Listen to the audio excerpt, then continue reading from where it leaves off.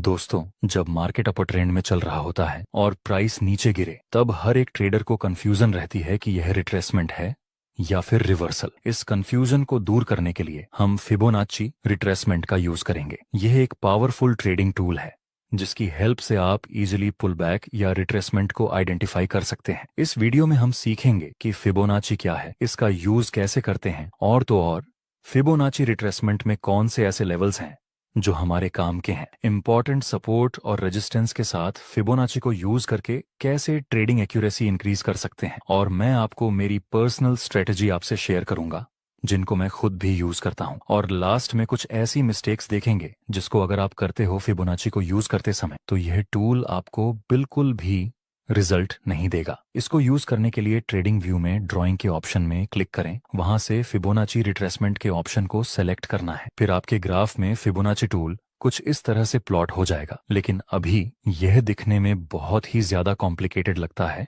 और यह सभी लेवल्स हमारे काम के भी नहीं है। इसलिए हम बिन जरूरी सारे लेवल्स को रिमूव कर देंगे ताकि हमारा टूल कुछ ऐसा बन जाए, कॉम्प्लिकेटेड से वेरी सिंपल। इस टूल को सिंपल करने के लिए फिबोनाची के सेटिंग्स में आपको सिर्फ 0.382 05 0 6 1 8 और 1, बस इतनी ही लेवल्स रखने हैं। बाकी सारे लेवल्स को हम रिमूव कर देने हैं और इसके बैकग्राउंड को भी रिमूव कर देना है। इतना करते ही आपका फिबोनाची टूल सिंपल बन जाएगा। अब समझते हैं इसको यूज कैसे करना है। फिबोनाची को यूज करने के लिए आपको खासकर एक चीज की रिक्वायरमेंट रहेगी, वह है ट्रेंड, अपर ट्रेंड या फिर डाउन ट्रेंड। जैसे कि यहाँ पर मार्केट में लोअर लो और लोअर हाई का फॉर्मेशन शुरू है, तो ये एक प्रॉपर डाउन ट्रेंड है। डाउन ट्रेंड है तो हम सेलिंग की अपॉर्चुनिटी फाइंड करेंगे, लेकिन यहाँ पे ये भी रेजिस्टेंस है, ये लेवल भी रेजिस्टेंस है और ये सपोर्ट भी आगे रेजिस्टेंस का काम कर सकता है। तो इनमें से कौन से लेवल को मार्केट रिस्पेक्ट देगा ये हमें नहीं पता। मार्केट लेवल्स को रिस्पेक्ट देगा भी या फिर ये लेवल्स ब्रेक करेगा। ऐसी कंफ्यूजन को दूर करने के लिए हम फिबोनाची रिट्रेसमेंट को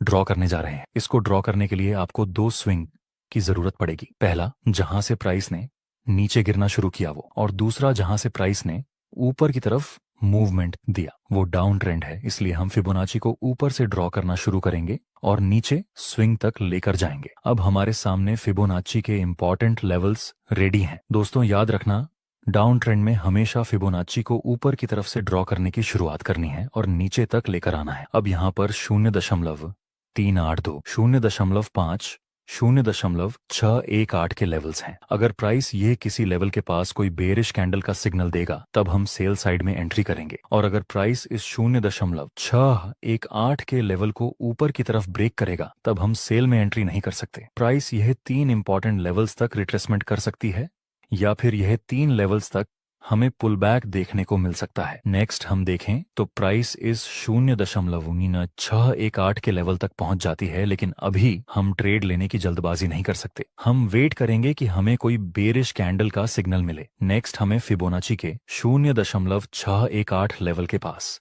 बेयरिश और कंफर्मेशन का सिग्नल मिला, और यहाँ पर ये ट्रेंड लाइन भी है जो कि रेजिस्टेंस का काम करेगी। अब हम सेल में एंट्री कर सकते हैं। स्टॉप लॉस इस कैंडल के हाई से थोड़ा सा ऊपर रखेंगे और प्रॉफिट टारगेट के लिए हम ये नजदीकी सपोर्ट का यूज करेंगे। नेक्स्ट हम देखें तो हमारा प्रॉफिट टारगेट कुछ ही समय में हिट हो गया। प्रॉफिट टारगेट हिट हुआ, लेकिन फिर भी कुछ लोगों को यहाँ सेटिस्फैक्शन नहीं होगा। लालची ट्रेडर्स सोचेंगे कि मैंने प्रॉफिट टारगेट तो यहाँ पर रखा था, लेकिन मार्केट तो बहुत ज्यादा नीचे गिरा था, तो दूसरी बार मुझे प्रॉफिट टारगेट बड़ा रखना चाहिए था। लेकिन आपको ऐसा माइंडसेट नहीं रखना है। यहाँ हमारा रिस्क और रिवॉर्ड रेशो 1 से 2 के आसपास था, तो ये हमारे लिए अच्छी बात है। डाउन ट्रेंड है तो फिर से हमें सेल करने का मौका मिल जाएगा। नेक्स्ट हम देखें तो प्राइस फिर से धीरे धीरे ऊपर की तरफ मूव करने लगता है। यह पुल बैक कितना बड़ा हो सकता है और कौन से लेवल से प्राइस रिवर्स हो सकती है, इसके बारे में हमें कुछ भी नहीं पता। इसीलिए हम फिबोनाची ड्रॉ कर देंगे। जहां से प्राइस ने गिरना स्टार्ट किया वहां से हम फिबोनाची को ड्रॉ करना शुरू करेंगे, और जहां से प्राइस ने ऊपर की तरफ मूवमेंट देना शुरू किया वह स्विंग तक हम फिबोनाची को ड्रॉ करेंगे। अगर प्राइस 0.382 लेवल, 0.5 लेवल, 0.618 लेवल के आसपास कोई बेरिश कैंडल का सिग्नल देगा तो हम फिर से सेल में एंट्री कर सकते हैं। नेक्स्ट प्राइस फिर से फिबोनाची के 0.618 के लेवल तक आता है और shooting star plus confirmation candle की फॉर्मेशन मिल चुकी है। प्राइस एक्शन के अनुसार भी यहाँ ऑन ऑलरेडी एक ट्रेंड लाइन है जो कि आगे रेजिस्टेंस का काम करेगी। अब हम सेल में एंट्री कर सकते हैं। स्टॉप लॉस इस डोजी कैंडल के हाई से थोड़ा सा ऊपर रखेंगे और प्रॉफिट टारगेट के लिए हम इस सपोर्ट का यूज करेंगे। नेक्स्ट हम देखें तो कुछ ही समय में हमारा प्रॉफिट टारगेट कंप्लीट हो चुका है। यहाँ हमें 1 से 2 के आसपास का रिस्क रिवॉर्ड रेशो मिला था और इस ट्रेड में हमें 1 से 3 के आसपास का रिस्क रिवॉर्ड रेशो मिला। स्टॉक मार्केट में आपको बार बार अपॉर्चुनिटी मिलेगी, जरूरी है कि आप डिसिप्लिन और धैर्य के साथ काम करते हैं। यहाँ पर मार्केट हायर हाई और हायर लो की फॉर्मेशन बना रहा है, तो ये एक अपर ट्रेंड हुआ। आगे प्राइस में नीचे कितना पुल बैक हो सकता है ये चेक करने के लिए हम फिबोनाची का यूज करेंगे, जिसके लिए हम ये 2 स्विंग का यूज करेंगे। पहले जहां से प्राइस ने ऊपर साइड मूवमेंट देना शुरू किया हुआ, और दूसरा जहां से प्राइस में गिरावट देखने को मिली हुआ। याद रहे दोस्तों, एप ट्रेंड के दौरान आपको नीचे से फिबोनाची को ड्रॉ करना है और ऊपर तक लेकर जाना है। अब हमारा फिबोनाची प्लॉट हो चुका है। अगर प्राइस इस 0.382 के लेवल के आसपास कोई बुलिश कैंडल का सिग्नल देगा तब हम बाय करेंगे, या फिर इस 0.5 लेवल के आसपास, या फिर इस 0.618 के लेवल के आसपास कोई बुलिश कैंडल का सिग्नल देगा तब हम बाय में एंट्री कर सकते हैं। नेक्स्ट प्राइस आता है इस 0.618 के आसपास और एक लाल रंग का हैमर और कंफर्मेशन कैंडल की फॉर्मेशन बन चुकी है। अब हम बाय में एंट्री कर सकते हैं। जहां से हैमर बना इस लेवल के पास एक रेजिस्टेंस था जो कि आगे जाकर सपोर्ट का काम करेगा। इसमें स्टॉप लॉस इस बुलिश कैंडल के लो से थोड़ा सा नीचे रखेंगे और प्रॉफिट टारगेट के लिए हम इस रीसेंट रेजिस्टेंस का यूज करेंगे। देखते हैं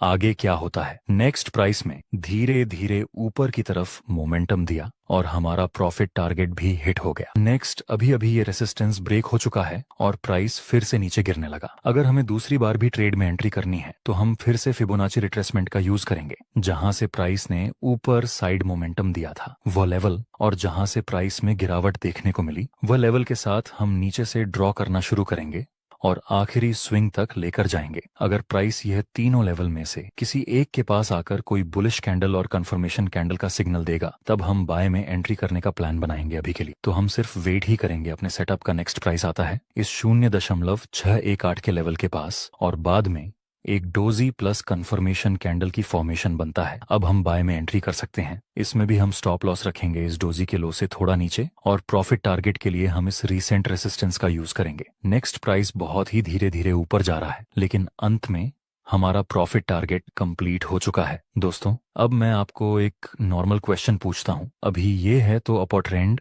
और उसमें प्राइस ने इस रेसिस्टेंस को भी ऊपर की तरफ ब्रेक कर दिया और ऑलरेडी हमें 2 ट्रेड में प्रॉफिट हो चुका है। तो क्वेश्चन ये है कि अगर तीसरी बार भी प्राइस पुल बैक लेने आए, वह भी किसी फिबोनाची के इंपॉर्टेंट लेवल के पास, तो क्या हमें तीसरी बार भी ट्रेड लेना चाहिए बाय में? नहीं, अगर तीसरी बार भी सब कुछ सही होने के बाद भी बाय का कोई सिग्नल मिले तब भी हम बाय में एंट्री नहीं करेंगे, क्योंकि यहाँ देखिए प्राइस को नीचे आने में सिर्फ कुछ ही टाइम लगता है लेकिन ऊपर जाने में बहुत ही ज्यादा टाइम लग रहा है। मतलब अभी यहाँ डिमांड ज्यादा है नहीं। तो अब ये ट्रेंड रिवर्स हो जाए, अगर ट्रेंड रिवर्स ना भी हो तब भी कोई प्रॉब्लम नहीं, क्योंकि ऑलरेडी हमें यहाँ 2 ट्रेड में प्रॉफिट हो चुका है। अब मेरी पर्सनल स्ट्रैटेजी आपसे शेयर करता हूँ जिसको मैं खुद भी कई अरसों से यूज कर रहा हूँ। इस स्ट्रैटेजी में हम प्राइस एक्शन का यूज करेंगे, साथ में फिबोनाची का यूज करेंगे और मूविंग एवरेज का भी यूज करेंगे। यहाँ पर आप देख सकते हैं मार्केट अभी लोअर लो और लोअर हाई की फॉर्मेशन में नीचे आ रहा है। ऊपर से मूविंग एवरेज का भी रेसिस्टेंस मिल रहा है। यहाँ 2 बार प्राइस इस मूविंग एवरेज से नीचे गिरा है, तो आगे भी संभावना रहेगी कि प्राइस फिर से एक बार मूविंग एवरेज का रेसिस्टेंस लेकर नीचे गिरे। एक्स्ट्रा कंफर्मेशन के लिए हम फिबोनाची का यूज करेंगे ये स्विंग, और ये स्विंग को टच करके हम फिबोनाची को ड्रॉ कर देंगे। प्राइस एक्शन के अनुसार यहाँ हम ट्रेंड लाइन भी ड्रॉ कर सकते हैं जो कि रेसिस्टेंस का काम करेगी। नेक्स्ट प्राइस आता है इस फिबोनाची 0.618 लेवल के पास और shooting star plus confirmation candle की फॉर्मेशन बनता है। अब हम यहाँ पर सेल में एंट्री कर सकते हैं। स्टॉप लॉस रखेंगे इस शूटिंग स्टार के हाई से थोड़ा सा ऊपर और प्रॉफिट टारगेट के लिए हम पहला टारगेट रखेंगे यहाँ पर, जिसमें हम अपना 50% प्रॉफिट बुक कर लेंगे और नेक्स्ट टारगेट रखेंगे जब प्राइस इस मूविंग एवरेज के नीचे क्लोज हो जाए। ये थी मेरी पर्सनल स्ट्रैटेजी जिसको मैं खुद भी यूज करता हूँ। दोस्तों, अब कुछ मिस्टेक्स देखते हैं जिनको आपको बिल्कुल भी नहीं करना है। फर्स्ट मिस्टेक, इस टूल का नाम क्या है? फिबोनाची रिट्रेसमेंट या पुल बैक में ही हमें इसको यूज करना है। साइडवेज मार्केट में आपको यह टूल बिल्कुल भी रिजल्ट नहीं देगा। ये सिर्फ अप ट्रेंड या डाउन ट्रेंड में ही यूज होता है। दूसरी मिस्टेक, कुछ लोग ट्रेंडिंग मार्केट में तो इसको यूज करते हैं, लेकिन जैसे ही प्राइस फिबोनाची के इंपॉर्टेंट लेवल तक आए तो लोग तुरंत ही ट्रेड में एंट्री ले लेते हैं। तीसरी और आखिरी मिस्टेक है सिर्फ और सिर्फ फिबोनाची के ऊपर डिपेंड रहना। आपको प्राइस एक्शन के साथ ही इस टूल को यूज करना है। अब कुछ लोगों का क्वेश्चन रहेगा कि हमें इस टूल को किस टाइम फ्रेम में यूज करना है। दोस्तों, फिबोनाची रिट्रेसमेंट को आप हर एक टाइम फ्रेम में यूज कर सकते हैं, पर शर्त है कि बस मार्केट ट्रेंडिंग होना